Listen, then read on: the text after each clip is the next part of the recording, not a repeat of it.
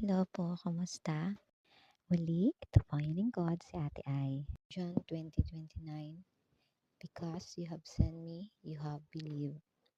Blessed are they that they have not seen and yet believe. I have three words for this verse: seen, believe, and bless.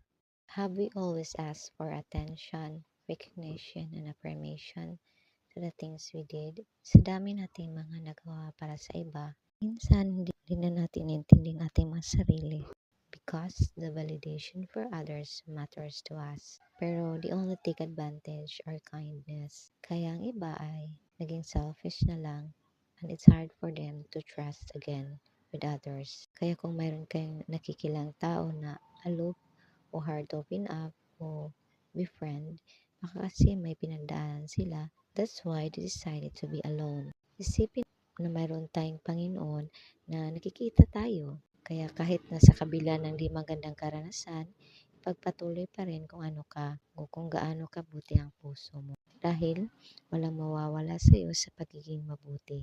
Sila ang may mawala ng tunay na kaibigan, mga genuine na tao. Believe that God bless us with other things. We just have to be obedient with the help of the Holy Spirit. Ang importante ay ang tingin ng Diyos sa atin. Believe. Mahirap pa din ba sa ating magtiwala upang hawakan na may promise ang Panginoon sa bawat isa sa atin? Sa panahon ngayon na unpredictable na ang mga pangyayari sa mundo, kailangang unahin muna ang sarili at hindi na magtiwala sa mga taong nakikilala. Kailangang magsikap para sa sarili. Ang sarili mo na lang ang maasahan dahil sa malupit talaga ang mundo. Isipin na hindi madaling maging mag-isa. Maniwala pa rin na may para sa iyo. May mga pagdaanan kang pagsubok to prepare you for the right relationship that you deserve. It may not be perfect, but it was worth the wait.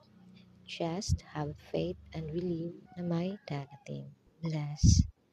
Kung si Thomas ay hindi naniniwala na nabuhay muli ang Panginoon at kailangan niya ng patunay bago maniwala, hindi na tayo naiiba sa Kanya.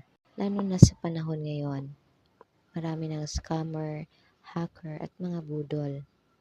Kailangan mo talagang palakasin ang iyong puso at isip, lalo na spiritually. The Holy Spirit will work out to our lives to protect and guide us to our journey with those people. Prioritize God to your life at maramdaman mo yon na may Diyos sa ating buhay. Na kahit hindi mo nakikita ang Panginoon, ay alam mo na ang protection, providence, and miracles ay galing